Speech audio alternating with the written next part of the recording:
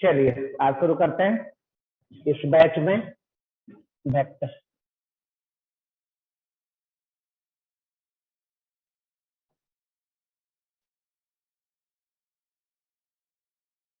चलिए वेक्टर के बारे में,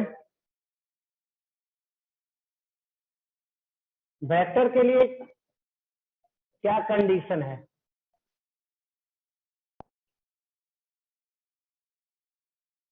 ये फिजिकल क्वांटिटी होना चाहिए, फिजिकल क्वांटिटी।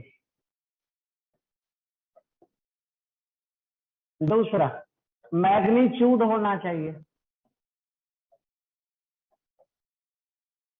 तीसरा डायरेक्शन। और fourth follow triangular.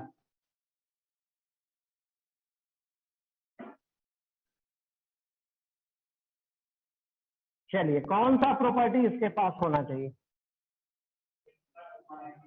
Physical quantity होगा, मैग्नीट्यूड मतलब लेंथ होगा, डायरेक्शन होगा और फॉलो ट्रायंगुलर। तो इसी को हम लोग वेक्टर बोलेंगे। वैसा फिजिकल क्वांटिटी जिसके पास मैग्नीट्यूड हो और डायरेक्शन भी हो और जो ट्रायंगुलर को फॉलो करे उसको क्या बोलते हैं? वेक्टर। और एग्जांपल बोलिए। डिस्प्लेसमेंट नाम सुने हैं, वेलोसिटी और एक्सेलरेशन, फोर्स, स्मॉल एरिया।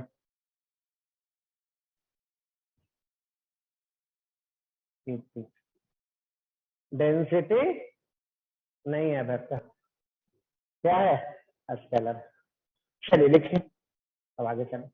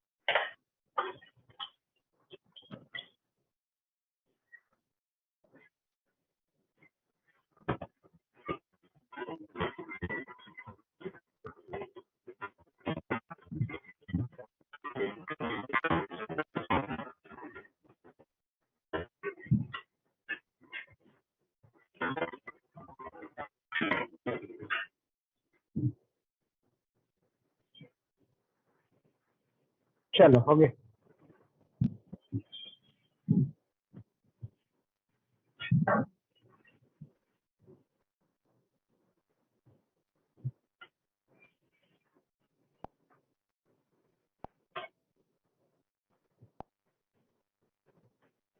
चलिए दूसरा है जिसका नाम है स्केलर। स्केलर के लिए क्या कंडीशन? फिजिकल क्वांटिटी होगा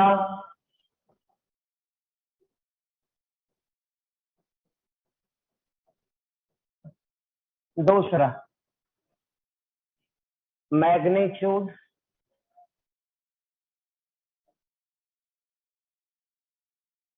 तीसरा डायरेक्शन, फोर्थ फॉलो ट्रायंगुलर।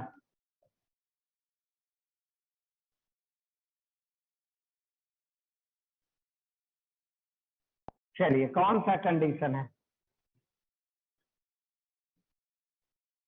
होगा फिजिकल क्वांटिटी, मैग्नीट्यूड होगा, डायरेक्शन फॉलो नहीं करेगा, इसी को बोलते हैं स्केलर। फॉर एग्जाम्पल डिस्टेंस, उसके बाद मास, time,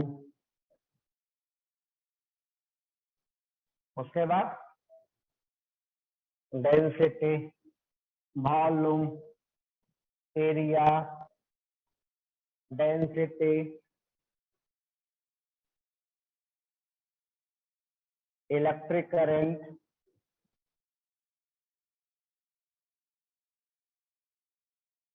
etc. Electric current etc. चलिए लिखिए।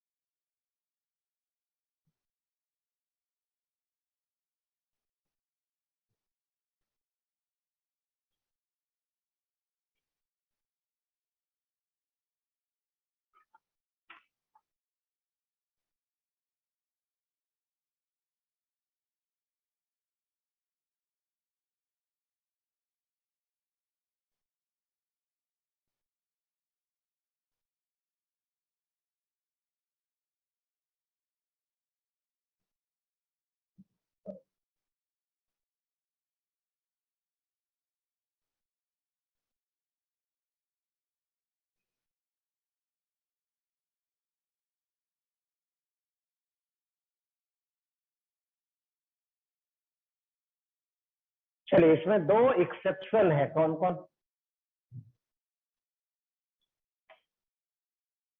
एरिया और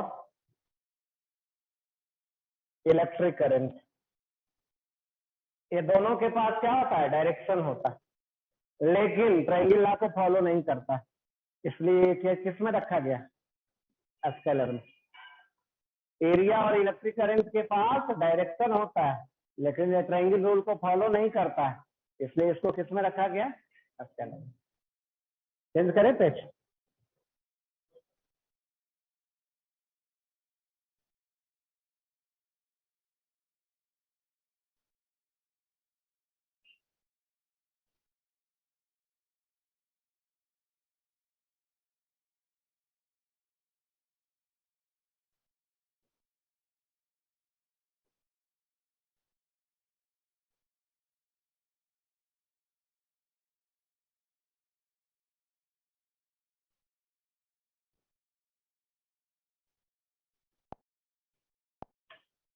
नोट में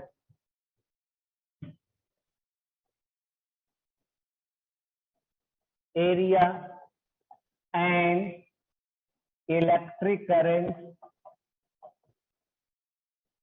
area and electric current having direction, having direction, area and electric current having direction, but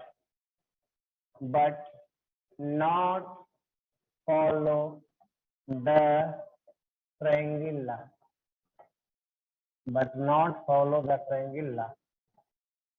So these two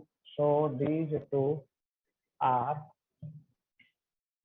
the scalar. So these two are scalar, ये दोनों क्या है? Scalar.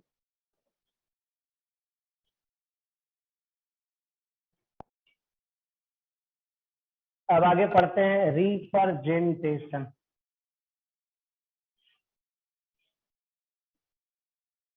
Representation of any vector, किसी vector को कैसे represent करेंगे?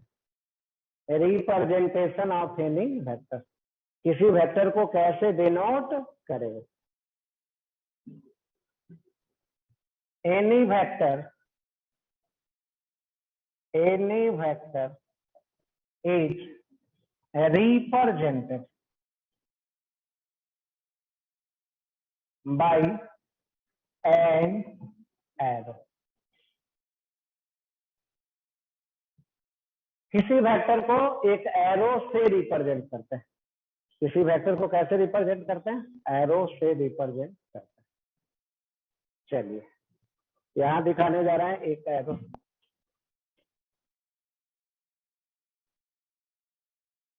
यही है एरो। ए है ए है बी। एंड ए को क्या बोलते हैं?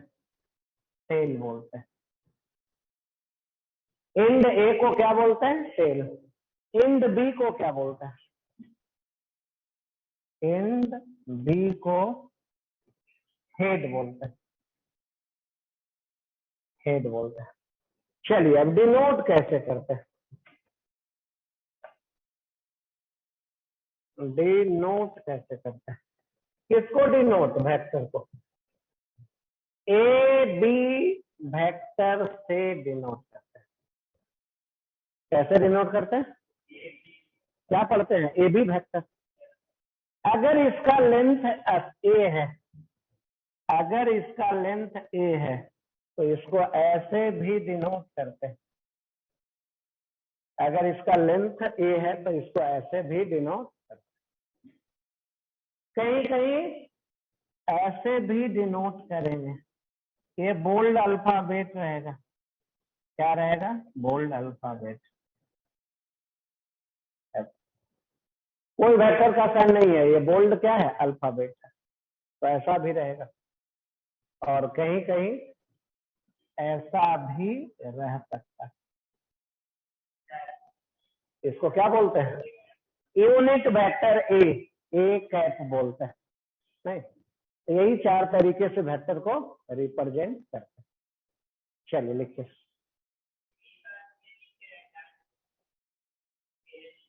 बोल्ड ए है, उसको पढ़ते हैं वेक्टर ए।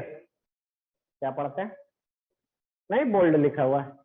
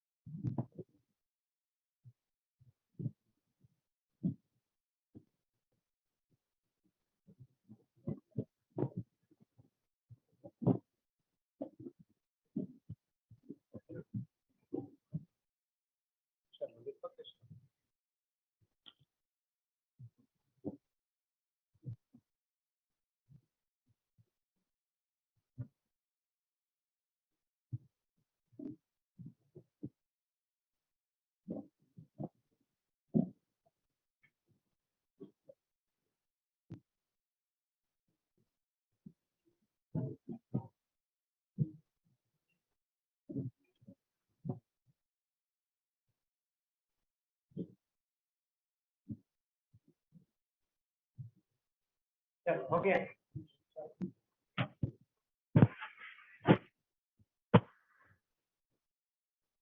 किसी वेक्टर को यही 4 तरीके से रिप्रेजेंट करते हैं।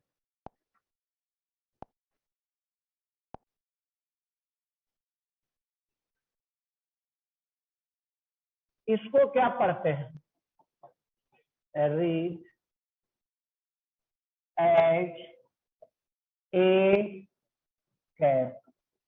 क्या पढ़ते हैं इसको? ए कैप पढ़ते हैं। क्या पढ़ते हैं? A cap. अब आइए,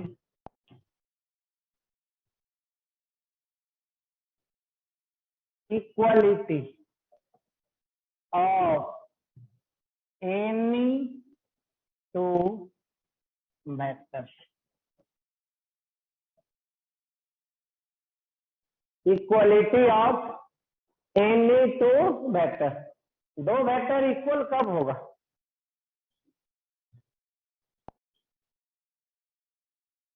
टू वेक्टर्स आर इक्वल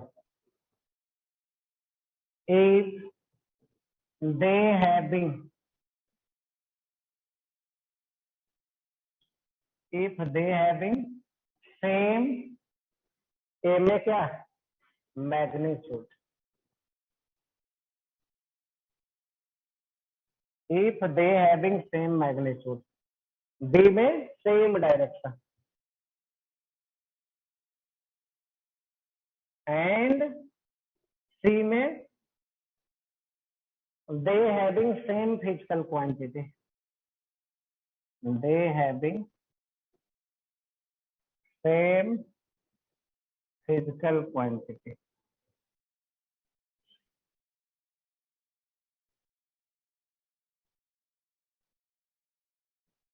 दो वेक्टर कब सेम होगा? जब दोनों का मैग्नीट्यूड सेम होगा, डायरेक्शन सेम होगा, और they represent the same physical quantity. चलिए लिखो।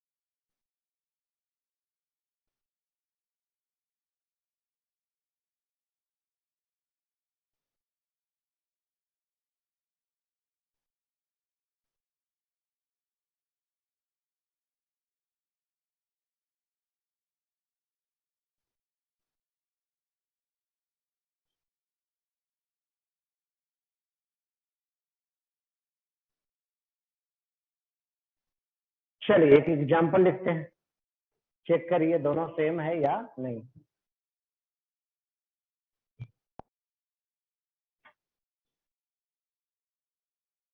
एग्जांपल, ए वेक्टर कितना है? 2 मीटर, किधर? नॉर्थ। बी वेक्टर कितना? 2 न्यूटन, किधर है? नॉर्थ। पूछा जा रहा है is A vector is equal to B vector. क्या ए वेक्टर बी के बराबर है? तो आंसर बोलिए, एस या no.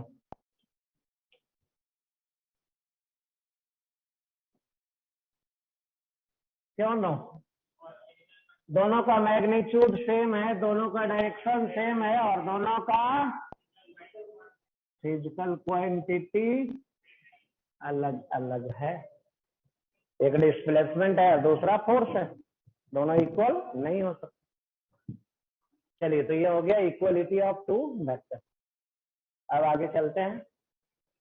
Angle between two vector, angle between any two vectors.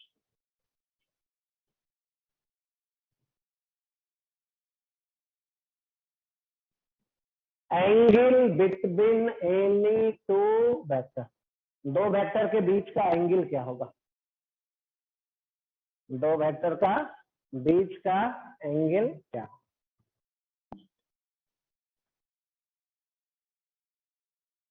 एक वेक्टर ये है, दूसरा वेक्टर ये, ए है बी है, और ये क्या है? दोनों वेक्टर का टेल टेल एक साथ है। दोनों वेक्टर का क्या क्या एक साथ है? Tail tell.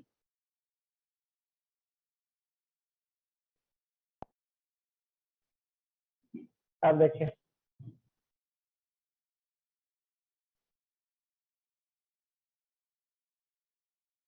दोनों वेक्टर को ध्यान से देखिए। हेड हेड एक साथ है, उस समय एक एंगल बन रहा है थीटा, दूसरा एंगल कितना? इस समय एक एंगल बन रहा है थीटा, दूसरा एंगल कितना? आ रहा है समझ में? दोनों में जो सबसे छोटा होगा उसको बोलेंगे एंगल बिटवीन टू वेक्टर। जब दो वेक्टर को इस तरीके से अरेंज किया जाए ताकि दोनों का टेल टेल एक साथ हो, या फिर दोनों का हेड हेड एक साथ हो, उस समय दोनों के बीच दो एंगल बनेगा। दोनों में जो सबसे छोटा होगा उसी को बोलते हैं स्मॉलेस्ट एंगल। को क्या बोलते हैं? Angle between two vector. चलिए बनाइए figure.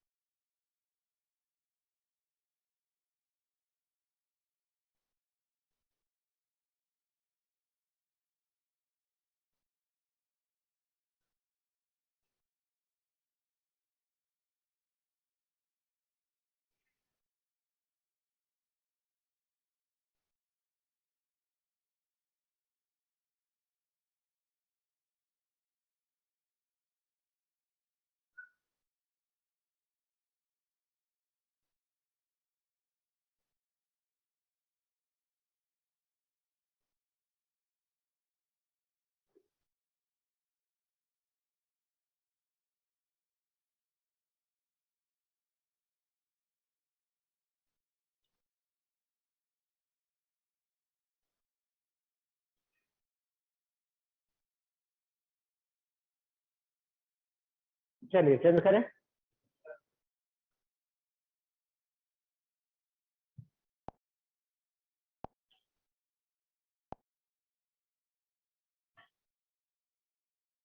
when two vectors are arranged,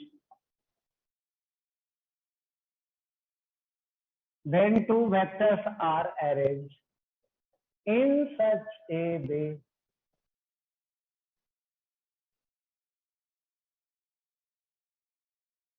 when two vectors are arranged in such a way so that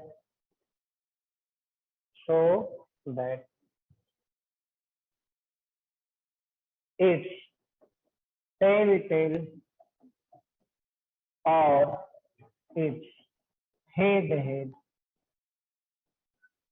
are at one position.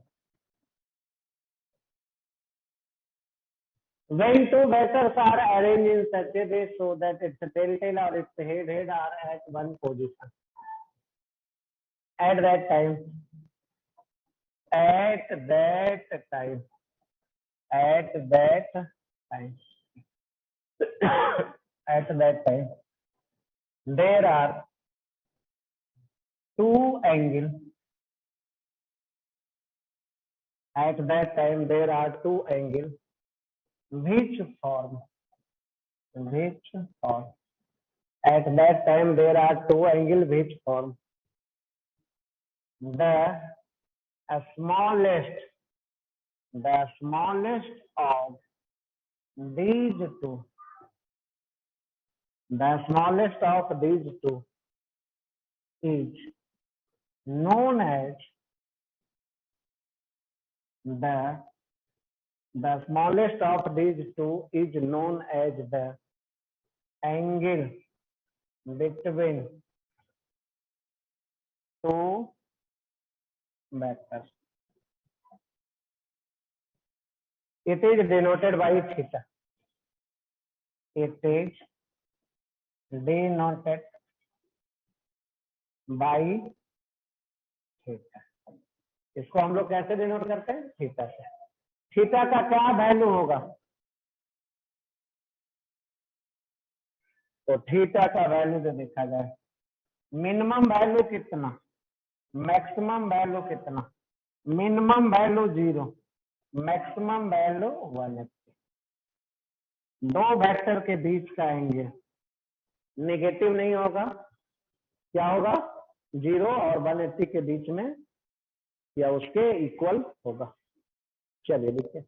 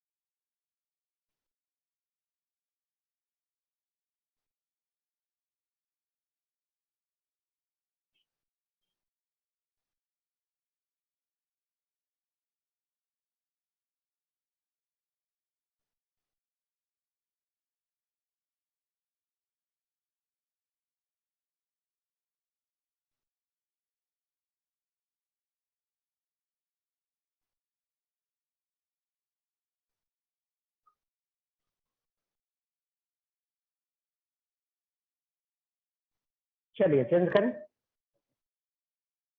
अब एग्जाम्पल देखते हैं कैसे.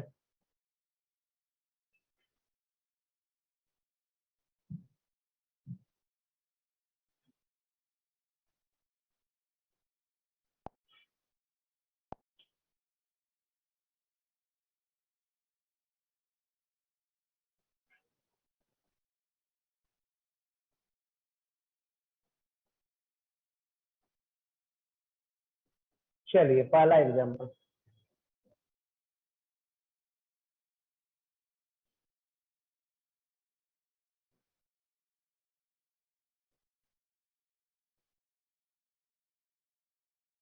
चलिए थीटा बतलाना.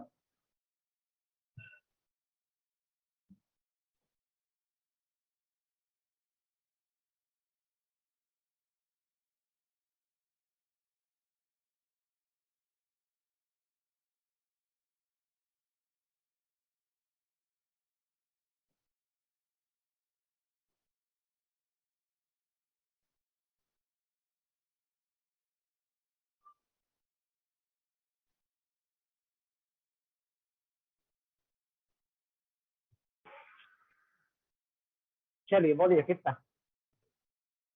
थीटा बराबर कितना? 30. थीटा बराबर कितना?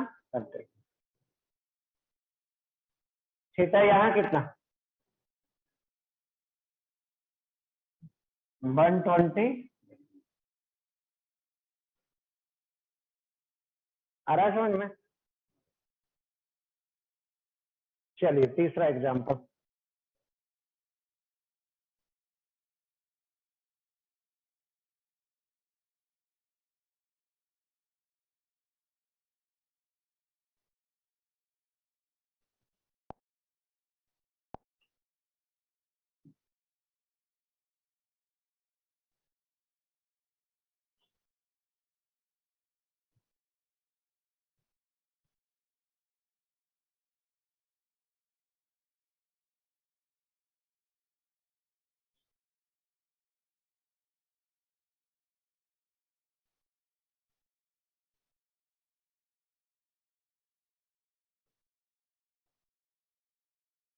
थीटा बतलाइए।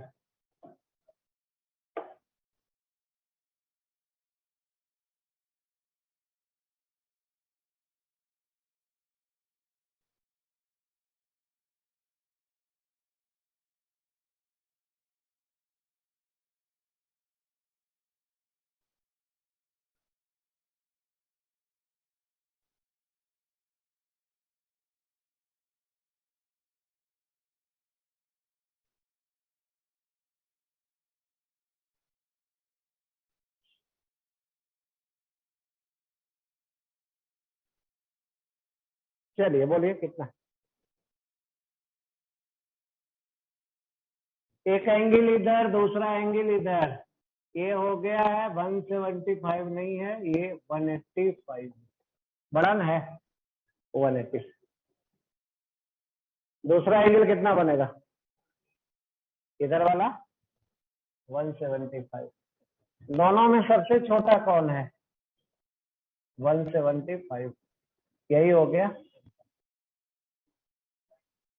दोनों में छोटा कौन है 175, तो वही आंसर। चलिए 4 नंबर।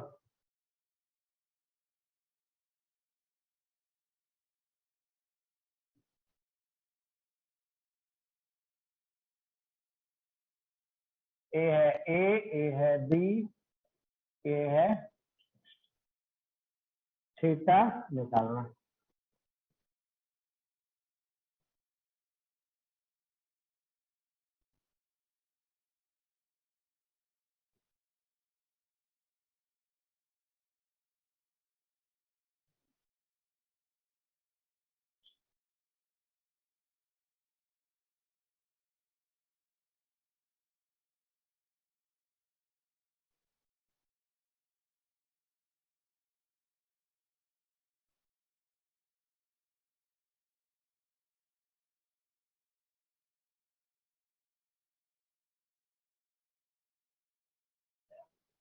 एक का एंड है दूसरा का टेल है, एंगल कितना होगा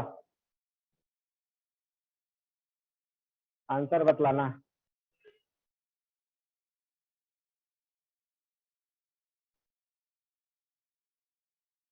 चलिए कितना आंसर आ गया, कितना आंसर आया।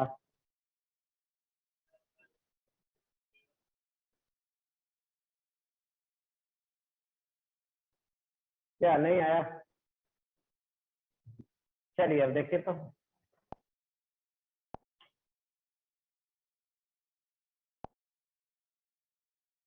सॉल्यूशन।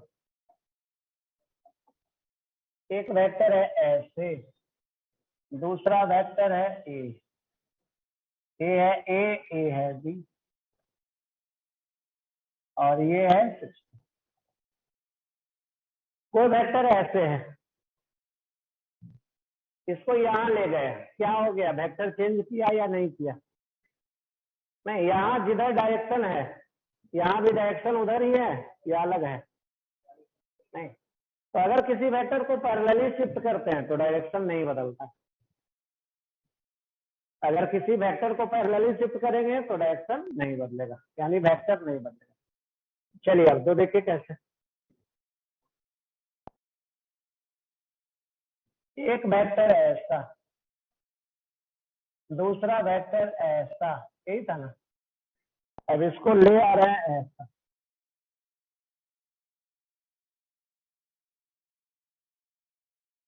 अब ये ध्यान से देखिए, यहाँ पे दोनों का ए का और बी का टेल टेल है।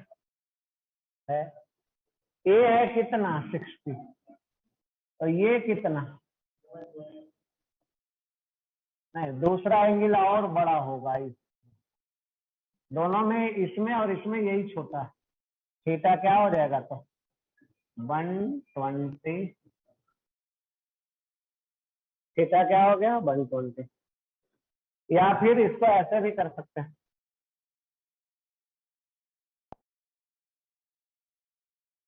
पहले है ऐसा,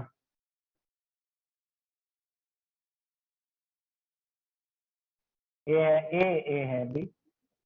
अब ए वेक्टर को क्या कर दिए, पैरेलली शिफ्ट कर दिए। ए वेक्टर को पीछे खींच लिए। अब देखा जाए, ये है कितना, ये कितना,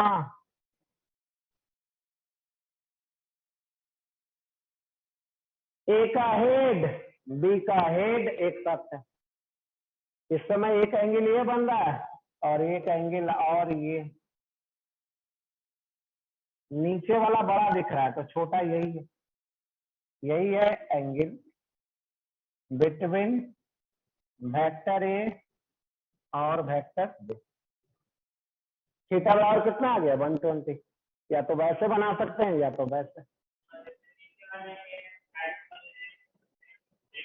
जैसे कर लीजिए, किसी वेक्टर को पैरेलली शिफ्ट कर सकते हैं।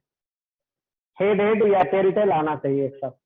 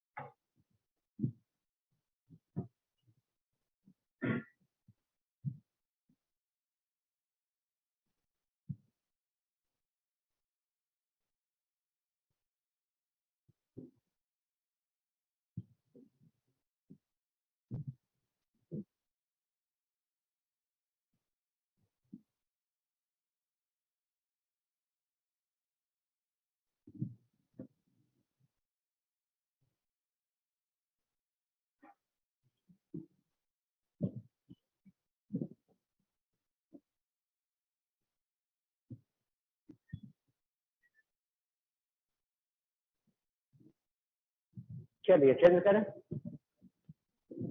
नेक्स्ट एग्जाम्पल कौन सा,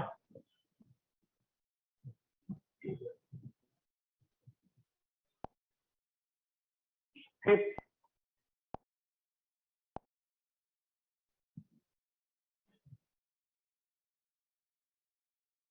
एक वेक्टर ऐसा, दूसरा वेक्टर ऐसा, ए है ए है बी। थीटा बतलाना है आपको।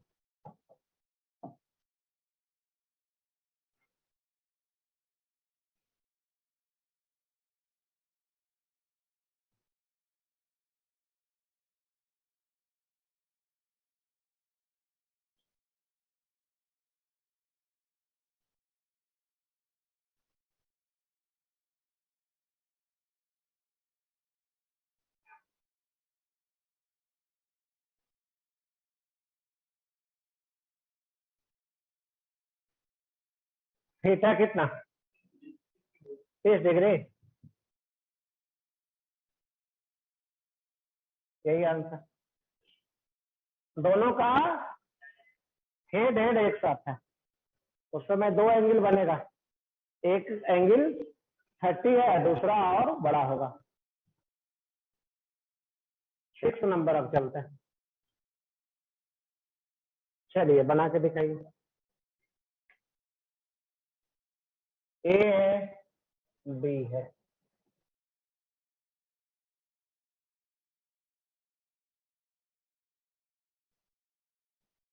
if angle between A and B is 60 degrees, then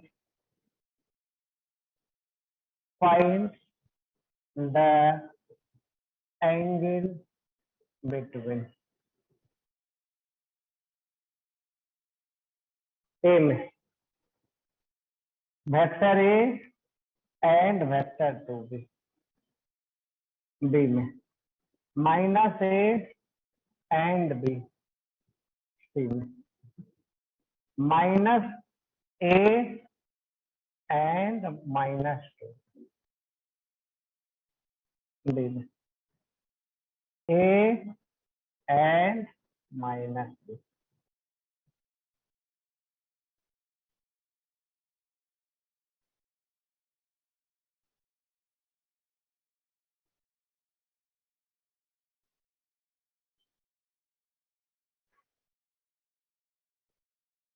चलिए बना के दिखाइए इसको।